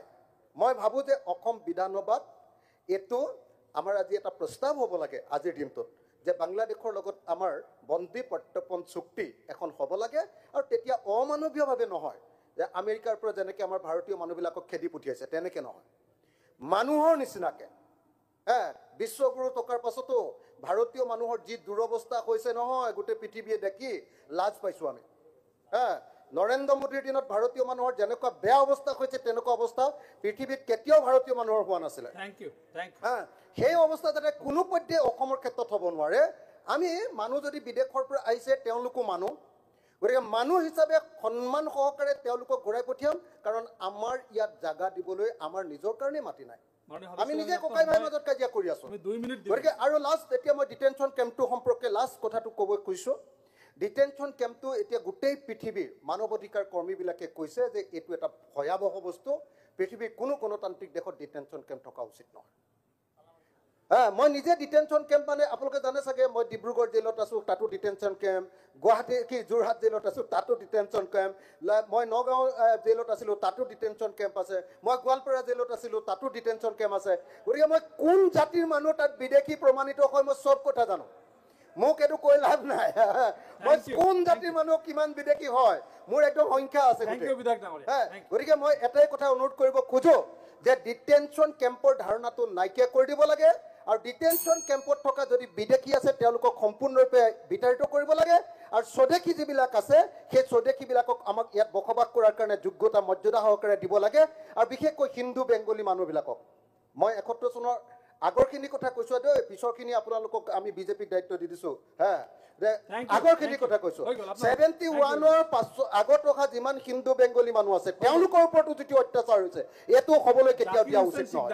মই সকলোকে ধন্যবাদ জনাই ডিটেনশ্যন কেম্প বন্ধ কৰিবৰ কাৰণে আহ্বান জনাইছোঁ। মাননীয় সভাপতি ডাঙৰীয়া, এটা গুৰুত্বপূৰ্ণ বিষয়ৰ ওপৰত আলোচনা চলি আছে, আপুনি সুবিধা দিয়াৰ বাবে ধন্যবাদ জনাইছোঁ। ডিটেনশ্যন কেম্প সেই সময়ৰ 1998 চনৰ যেতিয়া কেন্দ্ৰত বিজেপি চৰকাৰ আছিল, আৰু সেই বিজেপি চৰকাৰে আৰু এজন আছে 2 হাত মানে ইউডিএফৰ 1998 চনত বাকী আছিল এটা নিৰ্দেশ দিছিল যে ডিটেনশ্যন কেম্প অসমত স্থাপন কৰিব লাগে। আৰু কেতিয়া নিৰ্দেশ দিছিল? 1998 চনৰ আগত যেতিয়া অসমত 1996 চনৰ পৰা অসম গণ পৰিষদ দলে চৰকাৰ চলাই আছিল, সেই অসম গণ পৰিষদ দলৰ চৰকাৰে 1997 চনৰ পৰা ভাৰতীয় মানুহখিনিক ভাৰতীয় ভোটাৰসকলক সন্দেহযুক্ত হিচাপে ভোটাৰ লিষ্টৰ ডি হিচাপে চিহ্নিত কৰিছিল। গতিকে 1997 চনত ডি ভোটাৰ হিচাপে চিহ্নিত কৰা কাম প্ৰথম আৰম্ভ কৰিছিল অসম গণ পৰিষদ দল নেতৃত্বাধীন চৰকাৰখনে, ৰাজ্য চৰকাৰখনে। আৰু কেন্দ্ৰীয় বিজেপি চৰকাৰে 1998 চনত ডিটেনশ্যন কেম্প স্থাপন কৰিবলৈ অসম চৰকাৰক নিৰ্দেশ প্ৰদান কৰিছিল। আচ্ছা, এতিয়া 73,000 কৰিছিল, পিছত 5 লাখ কোন চৰকাৰে কৰিছিল সেইটো কৈ দিয়ক। 5-6 লাখ কোন চৰকাৰ? সভাপতি ডাঙৰীয়া, আমি প্ৰত্যেকজন মানুহে ভাৰতীয় জাতীয় কংগ্ৰেছ দলে, কংগ্ৰেছ বিধায়িনী দলে, অকণমান চাইলেণ্ট প্লিজ, ডিস্টাৰ্ব নকৰিব প্লিজ। আপুনি যি সময়ত কৈছে আমি ডিস্টাৰ্ব কৰা নাই। কংগ্ৰেছ বিধায়িনী দলে, ভাৰতীয় জাতীয় কংগ্ৰেছ দলে মনে প্ৰাণে প্ৰতি মুহূৰ্তে বিচাৰে অসম বিদেশী মুক্ত হোৱাটো, অসমত যাতে এজনো বিদেশী নাথাকক তাৰ কাৰণে কংগ্ৰেছ দলে মনে প্ৰাণে সদায় বিচাৰে। আৰু তাৰ কাৰণে প্ৰায়তঃ মুখ্যমন্ত্ৰী তৰুণ গগৈ ডাঙৰীয়াৰ দিনত NRCৰ কাম আৰম্ভ কৰিছিল, যি কাম এটা পৰ্যায়ত গৈছিল। অসমত যেতিয়াৰ পৰা বিজেপি চৰকাৰ আহিল, NRCৰ কাম তেওঁলোকে এনেকুৱাভাৱে সম্পূৰ্ণ হোৱা NRCখন বন্ধ কৰি থলে। আজি NRC যদি অসমত সম্পূৰ্ণ হ'লেহে, NRCক যদি ন্যায্যতা দিলেহেঁতেন, নিশ্চিতভাৱে অসমত কিমান স্বদেশী বিদেশী স্পষ্ট হ'লেহেঁতেন। গতিকে সভাপতি ডাঙৰীয়া, আজি বহুত ইয়াতে হাঁহিছে, কথা পাতিছে, কিন্তু যেতিয়া নিজৰ ঘৰৰ কাষৰ মানুহ, নিজৰ পৰিচিত মানুহ, তেওঁৰ মা দেউতা 14 বংশ এইখন ভাৰতৰ মাটিত জন্মগ্ৰহণ কৰিছে তাৰ পিছতো তেখেতসকলৰ পৰিয়ালক যেতিয়া ডি ভোটাৰ সজাই হাত ভৰি বান্ধি যেতিয়া ডিটেনশ্যন কেম্পত প্ৰেৰণ কৰিব এইখন ৰাজ্যৰ পুলিচ বৰ্ডাৰ পুলিচে তেতিয়া কেনেকুৱা অনুভৱ হয় সেই কথা যিসকলৰ লগত ঘটিছে তেওঁলোক উপলব্ধি কৰিব পাৰে যিসকলৰ লগত ঘটা নাই তেওঁলোকে কেতিয়া উপলব্ধি কৰিব নোৱাৰে সভাপতি ডাঙৰ অত্যন্ত বেদনাদায়ক ডি ভোটাৰ কেনেকৈ নিৰ্ধাৰণ কৰে কোনজন ব্যক্তি ডাউটফুল ভোটাৰ কোনজন ব্যক্তি ডি ভোটাৰ হিচাপে চিহ্নিত কৰিব ইয়াৰ পদ্ধতি কি এই পদ্ধতিতে যথেষ্টখিনি ভুল কোনেজন মানুহক যেতিয়া সন্দেহ কৰা যায় কোনেজন মানুহৰ ওপৰত যেতিয়া সন্দেহ হয় এইজন মানুহ অসমীয়া নহয় এইজন মানুহ অসমৰ নহয় এইজন মানুহ ভাৰতৰ নহয় এইজন মানুহ বিদেশৰ পৰা আহিছে এই সন্দেহ কৰাৰ লগে লগে ডি কেতিয়াও তাক বহাব নোৱাৰে সেইজন ব্যক্তিৰ বিপৰীতে সেই ডি বহোৱাৰ আগতে এটা পদ্ধতি থাকে এটা নিয়ম কানুন থাকে এই নিয়ম কানুন এই চৰকাৰখনে বৰ্ডাৰ পুলিচে কেতিয়াও পালন নকৰে কোনো এজন ব্যক্তি ডি ভোটাৰ তেওঁ নাজানে তেওঁক সুবিধাই দিয়া নহয় যে তেওঁ সদেকি তেওঁৰ ভোটত তেওঁৰ নামত ডি বহাব নালাগে তেওঁক কেতিয়াও সুবিধাই দিয়া নহয় তেওঁ যেতিয়া জানে তেতিয়া তেওঁ ডিক্লেয়াৰ্ড ডি ভোটাৰ হিচাপে জানে আৰু যেতিয়া কোৰ্টত যায় বিভিন্ন উপযুক্ত নথিপত্ৰ দিয়াৰ পিছতো তেওঁক অগ্ৰাহ্য কৰা হয় উপযুক্ত নথিপত্ৰ দিয়াৰ পিছতো তেওঁক প্ৰমাণ কৰাৰ পিছতো তেওঁৰ কথাটো মান্যতা দিয়া নহয় গতিকে সভাপতি ডাঙৰীয়া ডি ভোটাৰ এনেকৈ সজাই বহু ভাৰতীয় মানুহক আজি ডি ভোটাৰৰ কবলত পেলাই তেওঁলোকৰ স্বাধীনতা খৰ্ব কৰা হৈছে মই আপোনাক মাত্ৰ এটা উদাহৰণ দিব বিচাৰো যে ডি ভোটাৰ হিচাপে চিহ্নিত বহু মানুহে আজি কেছ খেলি স্বদেশী হিচাপে তেওঁলোকে আজি মান্যতা পাইছে এটা প্ৰশ্ন হল এজন ব্যক্তিক ডি ভোটাৰ বনালে সেই ব্যক্তিজনে বছৰ ধৰি কোৰ্টত কেছ খেলি যেতিয়া সদেশী হিচাপে প্ৰমাণিত হয় সেই ব্যক্তিজনক ডি ভোটাৰ কোনে বনালে কোনজন বৰ্ডাৰ পুলিচে ডি ভোটাৰ বনালে তেওঁৰ ওপৰত কোনো ধৰণৰ ব্যৱস্থা গ্ৰহণ কৰা নহয় মোৰ প্ৰশ্ন হল মোৰ দাবী হল যে যিজন পুলিচ বিষয়াই যিজন বৰ্ডাৰ পুলিচে কোনো এজন ব্যক্তিক ডি ভোটাৰ হিচাপে চিহ্নিত কৰিব তেওঁ ৰেছপন্সিবিলিটি ফিক্সড কৰিব লাগে কাৰণ যদি ডি ভোটাৰ বনায় আৰু প্ৰমাণ কৰিব নোৱাৰে সদেশী হয় তেওঁৰ শাস্তি কি হয় আজি কোৰ্টত যেতিয়া কেছ খেলিব লাগে লাখ টকা দিব লগা হয় দুখীয়া মানুহ দৰিদ্ৰ সীমাৰেখাৰ তলত বসবাস কৰা মানুহ যেতিয়া ডি ভোটাৰ হিচাপে চিহ্নিত হয় যেতিয়া কোৰ্টত গৈ লাখ টকা খৰচ কৰিব লগা হয় সেই টকাবোৰ কৰ পৰা আহে গতিকে এই কথাবিলাক সভাপতি ডাঙৰীয়া আপোনাৰ জৰিয়তে জনাইছো আমাৰ একেবাৰে স্পষ্ট কথা ডি ভোটাৰ কোনো এজন মানুহক ডি ভোটাৰ সজোৱাৰ আগত তেখেতে স্পষ্টভাৱে জানিব লাগে তেওঁক কোনোবাই সন্দেহ কৰিছে তেওঁ ডি ভোটাৰ যে নহয় সেই কথাখিনি তেখেতে তথ্য প্ৰমাণ দাখিল কৰাৰ কাৰণে সুবিধা প্ৰদান কৰিব লাগে মই মাত্ৰ শেষত আধা মিনিট সময় আপোনাৰ পৰা লৈছো 2 ছেপ্টেম্বৰ বৰপেটা বৰ্ডাৰ পুলিচে 28 জন পুৰুষ মহিলা মিলি 28 জন ব্যক্তিক ডিটেনশ্যন কেম্পলৈ প্ৰেৰণ কৰিছে 28 জন ব্যক্তিক এছপিএফ ভিলেজলৈ মাতি আনিছে আলোচনা কৰিম বুলি কোনো সুযোগ দিয়া নাই পুলিচে গৈ বাছত উঠাই দিছে গোৱালপাৰালৈ প্ৰেৰণ কৰিছে ডিটেনশ্যন কেম্পত কেনেকুৱা হৃদয় বিদাৰক কেনেকুৱা কাহিনী কেনেকুৱা ঘটনা আপোনাক মই ভিডিঅ'টো আপোনাৰ হোৱাটছএপত প্ৰেৰণ কৰিম দেখিব আত্মীয় স্বজন মাক দেউতাক সকলো আত্মীয় স্বজন ভাৰতীয় কথা নাই বাৰ্তা নাই ল'ৰা ভাৰতীয় মাক বিদেশী ল'ৰা ভাৰতীয় দেউতাক বিদেশী গতিকে এনেকুৱাভাৱে চলিছে বন্ধ হ'ব লাগে ডি ভোটাৰ যিসকলক চিহ্নিত কৰিছে পদ্ধতি বন্ধ হ'ব লাগে ডিটেনশ্যন কেম্পত থকা সদেশী মানুহক ওলাই নিব লাগে এই দাবী জনাইছো ধন্যবাদ ডক্টৰ ৰফিকুল ইছলাম সময় 3 মিনিট ঠিক মাননীয় সভাপতি মহোদয় লাষ্ট ঠিক আছে হ'ব কম সময়ত শেষ কৰিম মাননীয় সভাপতি মহোদয় বহুতেই গুৰুত্বপূৰ্ণ বিষয় সদনৰ সমূহ সন্মানীয় সদস্য আছে মই এটা ইম্পৰ্টেণ্ট পইণ্ট মই লৈ যাম সকলোক অনুৰোধ কৰিম অলপ মনোযোগেৰে শুনিব এই নাগৰিকত্ব যিটো বিষয় এজন মানুহৰ সমাজত বসবাস কৰা এজন মানুহ মই ভাবোঁ সেইজনৰ সকলোতকৈ কিমতি সম্পত্তি হ'ল নাগৰিকত্ব সব কিছু থাকি যদি নাগৰিকত্ব নাথাকে সেইজন মানুহৰ কোনো মান সন্মান নাই সেইজন মানুহৰ কোনো অস্তিত্ব নাথাকে গতিকে এজন বৈধ ভাৰতীয়, এজন বনাফাইড চিটিজেন, ইণ্ডিয়ান চিটিজেন যেতিয়া বিদেশীৰ নামত চিনাক্ত কৰি তেখেতৰ নামত কেছ চলে, এইজন মানুহ যে কিমান ডিপ্ৰেশ্যনত যায়, কিমান সমস্যাত থাকে, আৰু বিশেষভাৱে ভাষিক সংখ্যালঘু আৰু ধৰ্মীয় সংখ্যালঘু এই দুটা সম্প্ৰদায় অসমৰ এই মেটাৰটো আমি ফেচ কৰি আছোঁ, আৰু সৰু সৰু কিছু জনগোষ্ঠীও এই সমস্যাত তেখেতসকলেও জৰ্জৰিত। কিন্তু মাননীয় সভাপতি মহোদয়, মই কৈছোঁ যে বিদেশী যিসকল, সেইসকলক চিনাক্ত কৰি বিদেশত পঠালে আমাৰ ক'ব লগা নাই। আমাৰ পাৰ্টি বা মোৰ ব্যক্তিগত মত, 71-ৰ পিছত কোনো ব্যক্তি যদি আহিছে, যোনে নহওক কিয় সেইজনক পঠিয়াব লাগে, তাৰ লগত আমি একমত।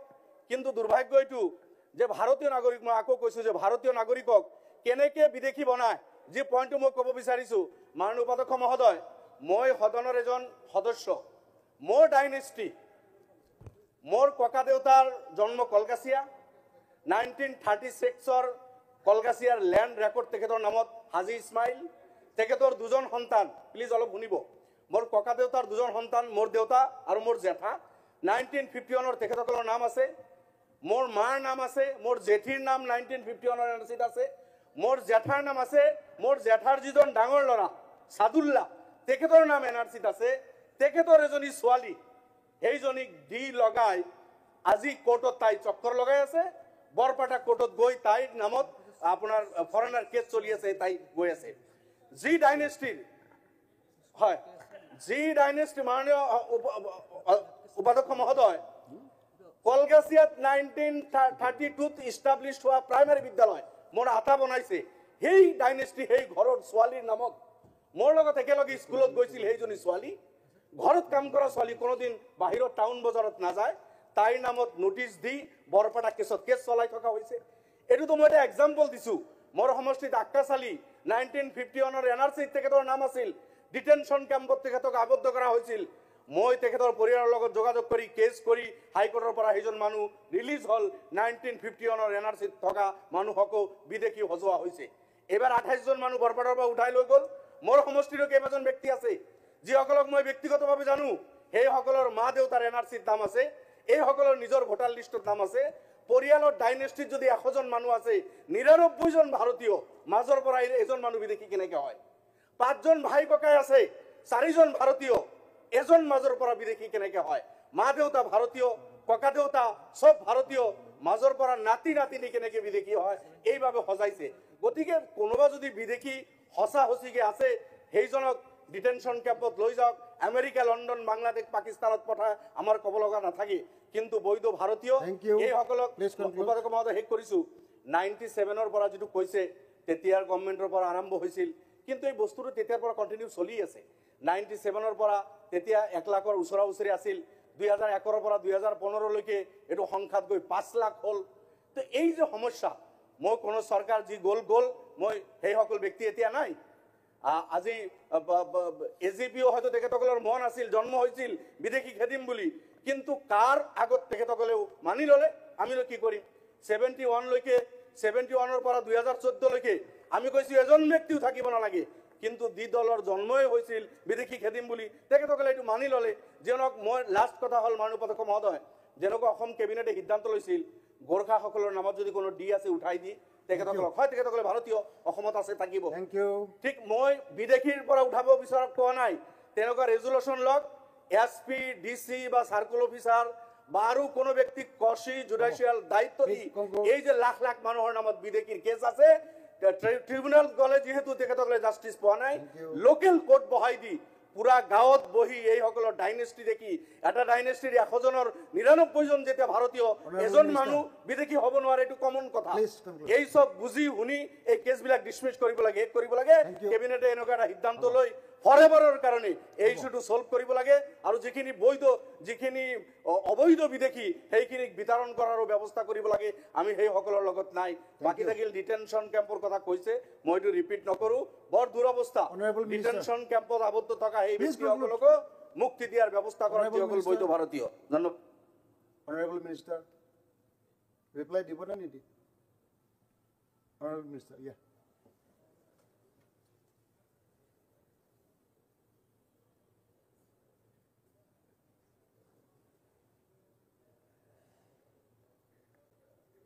মাননীয় উপাধ্যক্ষ মহোদয়, আজি সদনত Rules and Procedure and Conduct of Business in Assam Legislative Assembly under Rule 50 মাননীয় সদস্য শ্ৰী আমিনুল ইছলাম সিনিয়ৰ তেখেতে যেটো বিষয় আজি সদনত আনিছে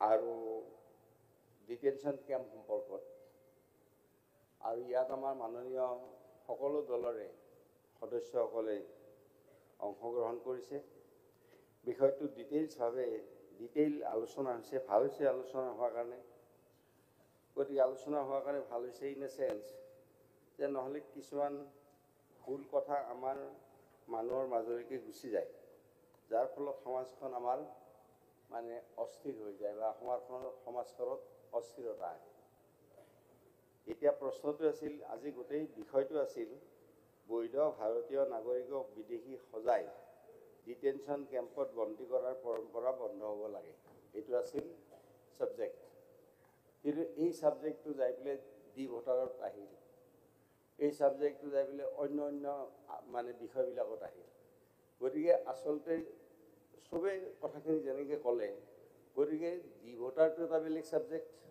এইটো এটা বেলেগ সাবজেক্ট গতিকে ডি ভোটাৰৰ উত্তৰটো আমি দিম আৰু ডি ভোটাৰৰ কথাটো বেলেগকৈ আহিব লাগিছিল এইটো বেলেগকৈ আহিব লাগিছিল গতিকে আজিৰ দিনটোত এটা কথা মই সদনক জনাওঁ যে বিদেশী ন্যায়াধিকৰণ ফৰেনাৰ্ছ ট্ৰাইব্যুনেল আৰু আদালতৰ ৰায় অবিহনে কোনো নাগৰিকক বিদেশী সজাই ট্ৰানজিট কেম্পত ৰখা হোৱা নাই আৰু আজিকালি এইটো ডিটেনশন কেম্প বুলি নকয় এইটো ট্ৰানজিট কেম্প বুলি কয় গতিকে ডিটেনশন কেম্প শব্দটো উঠি গৈছে এইটো ট্ৰানজিট কেম্প এইকাৰণে কৈছে যে যিসকলক সেই ট্ৰানজিট কেম্পত আছে তো তেওঁলোকক নিজৰ স্বদেশলৈকে ঘূৰি যোৱাৰ কাৰণে তেওঁলোকক তাত ৰাখিছে আৰু ৰখাৰ কাৰণে এইটো আজিৰ দিনত এইটো ডিটেনশন কেম্প বুলি নকয় এইটো ট্ৰানজিট কেম্প বুলি কোৱা হয় আৰু আমাৰ অখিল গগৈ ডাঙৰীয়াই কৈছে যে তেওঁ ডিব্ৰুগড় জেলত থাকোঁতে তাতো ডিটেনশন কেম্প যোৰহাটত থাকোঁতে তাতো ডিটেনশন কেম্প শিলচৰত থাকোঁতে তাতো ডিটেনশন কেম্প মানে গোৱালপাৰাত থাকোঁতে তাতেও ডিটেনশন কেম্প এনেকৈ 6টা ঠাইত আগতে এনেকুৱা কেম্প আছিল নথকা নহয় কিন্তু প্ৰশ্নটো হৈছে কি যে এই কেম্পসমূহৰ পৰা 2023 চনত আটাইখিনিকে আনি আমাৰ গোৱালপাৰাৰ মাটিয়াৰ আমাৰ ট্ৰানজিট কেম্পত ৰখা হৈছে এতিয়া অসমৰ বিভিন্ন ঠাইত তেনেকুৱা ধৰণৰ ট্ৰানজিট কেম্প নাই অসমত এটাই ট্ৰানজিট কেম্প আছে সেইটো হ'ল গোৱালপাৰাৰ মাটিয়াত সেই ট্ৰানজিট কেম্পটো আছে গতিকে উপাধ্যক্ষ মহোদয় যিসকল সন্দেহযুক্ত নাগৰিকৰ গোচৰ ৰুজু হৈছে আৰু বিদেশী ন্যায়াধিকৰণত গোচৰ চলি থকা সময়ত নিজকে ভাৰতীয় নাগৰিক বুলি প্ৰমাণ কৰিবলৈ সমৰ্থ নহয় তেনে লোককহে বিদেশী ন্যায়াধিকৰণৰ বিদেশী বুলি ৰায় দিয়ে আৰু সেই ব্যক্তিকে